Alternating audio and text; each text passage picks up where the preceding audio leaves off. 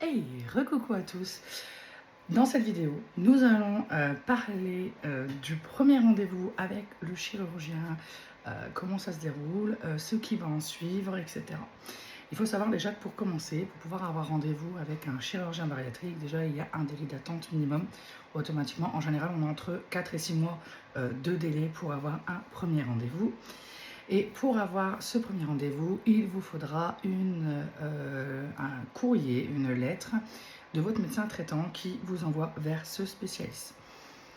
Lorsque vous aurez votre premier rendez-vous au chirurgien, ne stressez pas. Ça ne sert à rien de vous mettre la rate au courbouillon, clairement.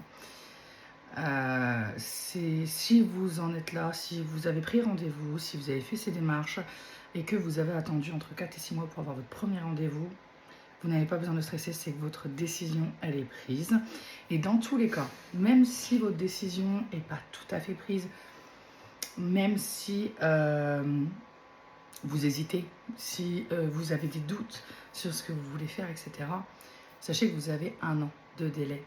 Vous avez 1 an de parcours qui va vous permettre de voir des phases de vous-même, de découvrir des phases de vous-même que vous ne connaissez peut-être pas, de redécouvrir un petit peu tout ce qui fait partie du rééquilibrage alimentaire, l'alimentation, la malnutrition, etc. Vous allez redécouvrir des choses.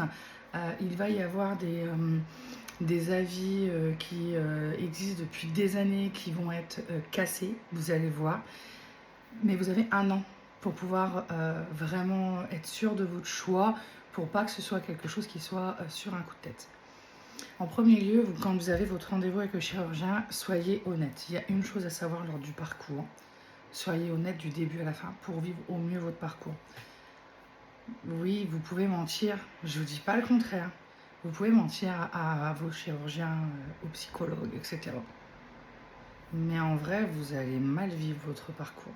Parce que vous aurez ce mensonge et vous finirez en fait par vous emmêler les pinceaux parce qu'ils vont.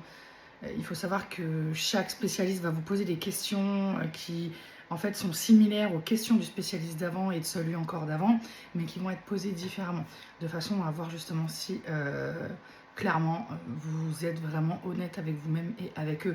Parce que c'est pas qu'être honnête avec eux, c'est aussi être honnête avec vous. Il faut que vous soyez honnête avec vous pour savoir pourquoi vous voulez faire ces démarches et être sûr que vous les faites pour vous et pas pour quelqu'un d'autre.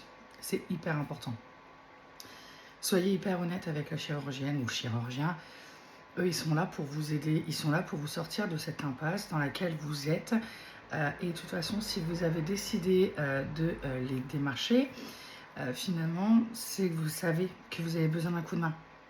Quand vous avez besoin qu'on vous tende la main, il ne faut pas mentir, ça ne sert à rien. Il ne faut pas stresser non plus, puisque du moment où vous demandez cette aide, vous savez que la personne, elle sait que vous en avez besoin. Il n'y a pas besoin de se cacher, de stresser, de mentir et tout ça. Ça ne sert à rien. Donc vous avez votre premier rendez-vous avec le chirurgien. Le chirurgien, il va vous poser beaucoup de questions. Parce qu'il va vouloir apprendre à vous connaître. Ce qui est logique. Il va vouloir comprendre pourquoi vous voulez faire ces démarches. Pourquoi vous avez besoin de perdre du poids, si c'est pour vous, si c'est pour une bonne ou une mauvaise raison. Alors certes, en soi, il n'y a pas vraiment de mauvaise raison, mais quand vous dites que vous voulez de l'aide pour perdre du poids, si vous dites à la personne je veux perdre du poids parce que mon mari ou mon conjoint supporte plus de me voir avec mes kilos en trop, c'est pas forcément la bonne réponse. Je sais que normalement il n'y a pas de bonne ou mauvaise réponse, mais il faut que ce soit pour vous en fait, il faut que vous fassiez pour vous, que ce soit un confort personnel et non un confort des gens extérieurs. Donc il va vous poser énormément de questions, il va vouloir connaître votre passé également, les cas d'obésité chez vous, etc. Donc ne stressez pas, ce premier rendez-vous est vraiment une prise de contact. Il y a la pesée, mais de toute façon, il ne faut pas que vous ayez honte de votre poids quand vous allez dans un parcours comme ça. C'est pour ça que c'est hyper important de bien choisir ses praticiens. Parce que si vous n'avez pas confiance dès le départ avec la personne avec qui vous allez avoir rendez-vous, ça va être compliqué. Parce qu'il faut savoir que le chirurgien que vous avez face à vous va connaître les moindres détails de votre vie, aussi bien intime que votre poids, etc. Vos antécédents, vos peurs et tout, il va être au courant de tout ça. Donc il faut que vous soyez à l'aise avec votre praticien, c'est hyper important. N'ayez pas honte de votre poids. Si vous êtes là, on sait très bien que c'est pas parce que vous faites un taille 36. Ils savent, les spécialistes, les médecins, tous ceux que vous allez voir le savent. Ils savent très bien que vous ne faites pas un taille 36, sinon vous ne seriez pas là. Ils savent très bien que si vous venez, c'est parce que vous avez besoin qu'on vous aide pour perdre du poids. Donc automatiquement, la balance, elle n'affichera pas un poids idéal, entre guillemets, c'est-à-dire qui rentre dans les petites cases du monde. Hein. N'ayez pas peur de vous peser. De toute façon, c'est même bien de pouvoir se peser. Moi, je ne m'étais pas pesée depuis, je crois que ça devait faire 10 ans que je ne m'étais pas pesée. La fois que je me suis pesée à mon premier rendez-vous chez mon chirurgien, ça faisait peut-être bien 10 ans que je ne m'étais pas pesée. Oui, quand je me suis pesée, j'ai vu mon poids. Ah, j'ai pris une claque dans la gueule. Ah, clairement, j'ai pris une baffe. Mais c'était une bonne baffe parce que du coup j'ai pu voir l'évolution et avec les rendez-vous et tout ça au fur et à mesure j'ai pu voir l'évolution de mon poids, les changements sur certaines choses et tout, et franchement c'est un bien, et j'ai même plus honte de donner mon poids aux spécialistes et tout, parce que de toute façon une fois qu'on est là-bas on sait pourquoi on y est, on n'a pas besoin de se cacher.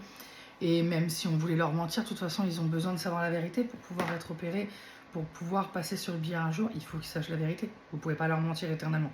Donc autant être honnête dès le départ. Donc vous avez ce premier rendez-vous avec le chirurgien et le chirurgien va vous expliquer un petit peu les rendez-vous à prendre. Il va vous expliquer les différentes opérations bariatriques pour que vous puissiez les comprendre. Si vous avez déjà quelque chose en tête, si c'est l'incompréhension totale. Ensuite, il va vous expliquer les rendez-vous que vous avez à prendre, les spécialistes que vous devez voir, etc. Les temps d'attente. Et puis ensuite, il vous redonnera un rendez-vous. C'est tout ce qu'il y aura pendant le premier rendez-vous. Je vous jure qu'il n'y aura rien d'autre. Il n'y aura pas de choses spécifiques. Le premier rendez-vous est vraiment une prise de contact. En général, une fois que vous avez vu le chirurgien, vous allez avoir les ordonnances pour prendre les rendez-vous. Selon les régions, selon les hôpitaux, si c'est du privé, du public, les parcours peuvent être différents. Et il faut savoir que moi, c'est un hôpital public, donc le suivi est comme ça là-bas. J'ai eu quelques ordonnances, d'autres choses pour lesquelles eux m'ont convoqué, c'est-à-dire que vous avez une HDJ, donc une hospitalisation de jour obligatoire, la première, qui va vous permettre de voir diététicienne. Donc vous allez voir psychologue, vous allez rencontrer la médecin référente, qui va être une des personnes les plus importantes dans le parcours, c'est-à-dire qu'elle va vous suivre vraiment de très près, vous allez la voir plusieurs fois. La diététicienne, c'est pareil, vous allez la voir plusieurs fois. Ensuite, vous aurez rendez-vous à prendre avec le cardiologue.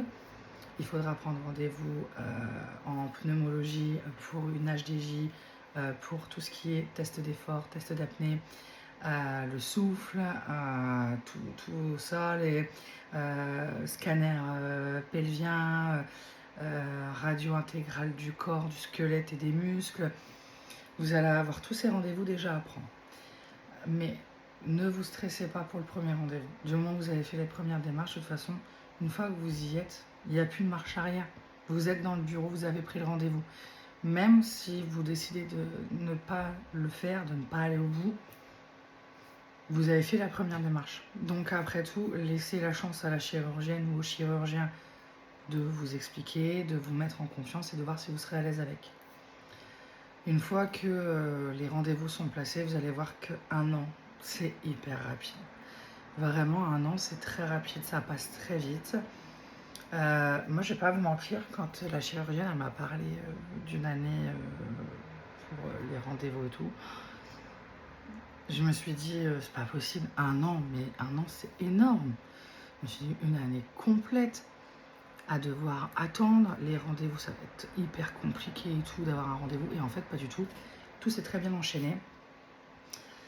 Et moi, l'hôpital où je suis, l'hôpital où je suis suivie par la chirurgienne, eux ont mis, donc il y a tout un parcours médical, mais il y a également tout un parcours atelier.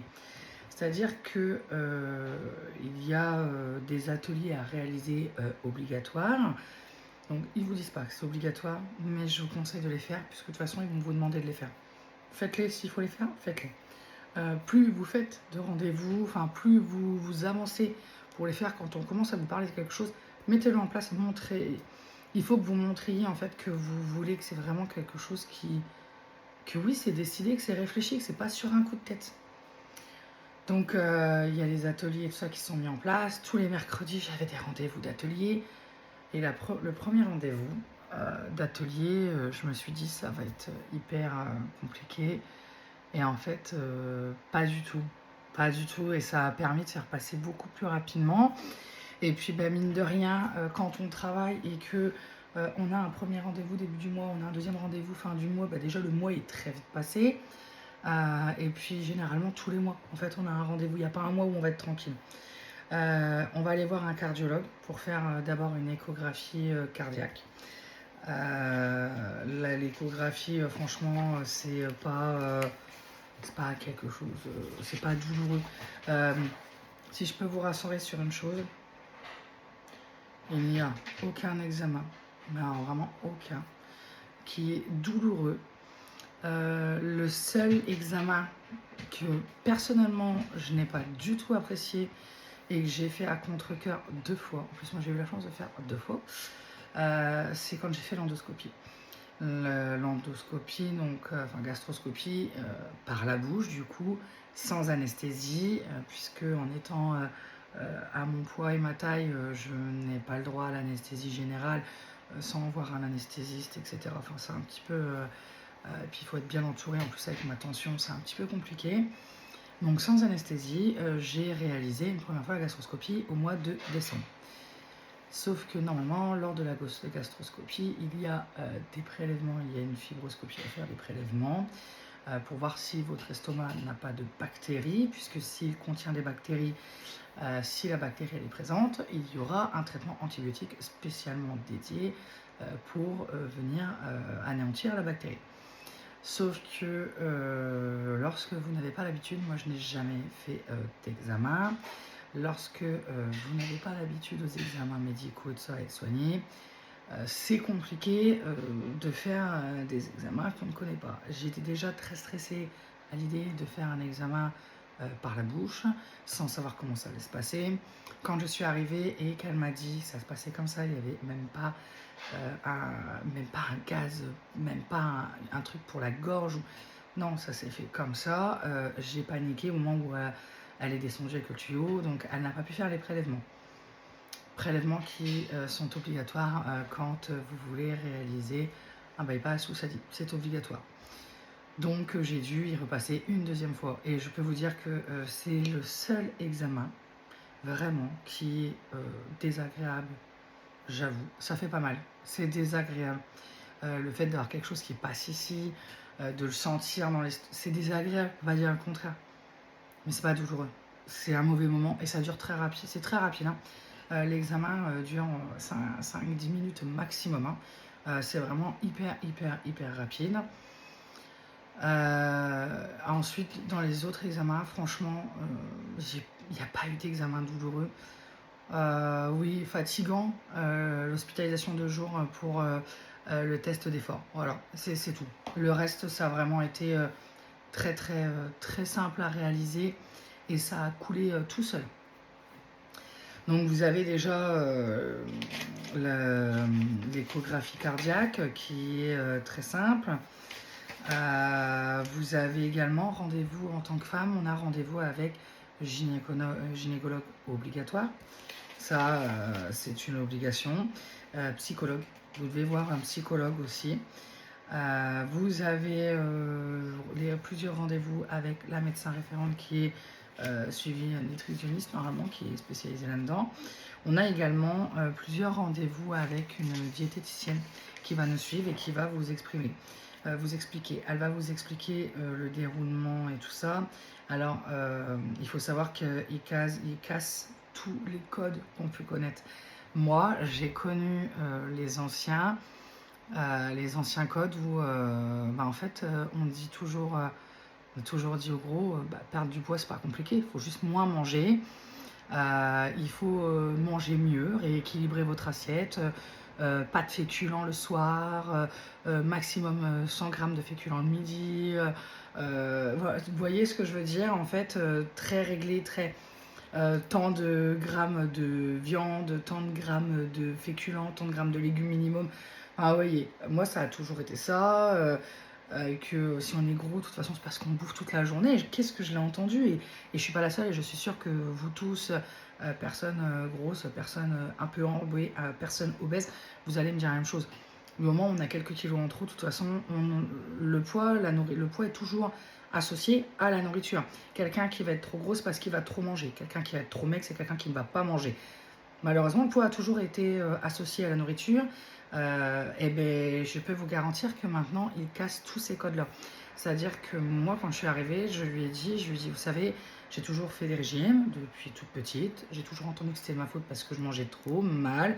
Alors oui, je ne peux pas dire le contraire, mais il y a d'autres choses dans la vie qui font que on ne peut pas forcément avoir le corps que l'on voudrait. La vie, elle est... Ma grand-mère avait une expression, c'est que la vie c'est une tartine de crotte et on en mange un petit peu tous les jours. Et malheureusement, il n'y a que quand on arrive au bout qu'il n'y a plus de crotte en fait. Et oui, c'est vrai que dans la vie, il y a beaucoup de choses qui vont avoir un impact sur votre corps, votre esprit. Votre esprit qui est un des premiers... une des premières causes de la prise de poids et de l'obésité, il faut savoir. Ça, malheureusement, je l'ai compris qu'après plusieurs réunions et plusieurs rendez-vous. Et si vous saviez le bien que ça fait d'entendre un professionnel, quelqu'un qui travaille dans ces milieux-là, vous dire non, c'est pas de votre faute. C'est pas de votre faute, vous y êtes pour rien. Vous avez un organisme qui est comme ça. Les choses que vous avez vécues, votre cerveau, il s'est mis en garde comme ça. Et puis, mais je vous jure, la première fois que je l'ai entendu d'ailleurs, c'était la première fois, c'était une des premières réunions que j'ai eues. Et ça a été un choc parce qu'ensuite, en fait, tout ce que j'ai vu avec eux, je me suis dit, mais en fait, ils cassent tous les codes. C'est plus du tout la même vision des choses qu'il y a 15 ans en fait. Mais alors pas du tout. Et si j'avais su que c'était comme ça avant, je peux vous dire que j'aurais lancé les démarches il y a longtemps. La seule chose qui me retenait il y a quelques années déjà, c'était le fait d'être tombée une fois sur un chirurgien quand j'ai fait les premières démarches il y a 10 ans à peu près. Et qui m'a dit moi j'ai été un ancien obèse, maintenant je suis comme ça, il n'y a pas de raison que vous aussi vous perdiez du poids et que je vous aide pas à mieux manger, à moins manger pour pouvoir mettre votre volonté à contribution et perdre du poids. Et en fait, lui, j'étais pas du tout à l'aise. Et là, quand j'ai vu ça, je me suis dit, mais en fait, il y a longtemps que j'aurais dû le faire. J'aurais dû, si j'avais su, j'y serais allée avant. Parce que ils ont cassé des peurs et des codes vraiment. Donc, vous allez avoir des rendez-vous avec les diététiciens qui vous apprennent vraiment beaucoup de choses. Je trouve que c'est hyper important, même si ça apparaît pas. Donc ensuite, il y a les gastroscopies, parce que du coup, j'ai le tas de convocations pour pas oublier. Donc, il y a le psy, le gynéco. Vous avez d'autres rendez-vous du coup avec la chirurgienne. Donc moi, j'en ai eu 4 au total. Le premier rendez-vous, prise de contact. Le deuxième rendez-vous pour savoir comment c'était passé, pour voir les résultats des examens passés, puisque j'avais pas encore tout fait, et voir l'avancée, etc. Le troisième rendez-vous pour m'expliquer qu'en fait j'ai fait tous les examens et que maintenant il va falloir attendre que je passe en RCP et qu'elle m'inscrit. Elle est d'accord à m'inscrire en RCP. Donc la RCP, c'est la réunion personnelle, la réunion commission personnelle, pour savoir s'ils donnent leur accord ou non pour la chirurgie en fonction des examens que vous avez fait et du suivi que vous avez avec eux. D'où l'importance de être vraiment honnête avec eux et de faire tout votre suivi sans problème. Et puis le dernier rendez-vous pour me dire que ma RCP était enfin acceptée. Ensuite, ça c'était donc vous avez les réunions à réaliser, donc il y en a plusieurs. Il y a un scanner abdominopelvien à réaliser Et puis ensuite, il y a donc test d'effort, il y a test du souffle, radio intégrale, squelette, muscle pour voir un petit peu à l'intérieur ce que ça donne, comment c'est, etc. Franchement, c'est très complet et c'est pour ça que vous avez une année complète. Sachez que l'année, elle n'est pas de trop parce que vous allez passer par plusieurs phases.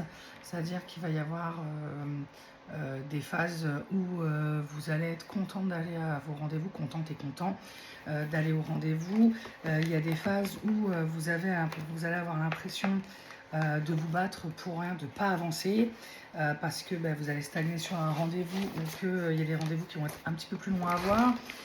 Il y a des phases où vous allez en fait être hyper en accord avec votre décision, puis d'autres où vous allez vous dire mais je suis sûre que c'est la...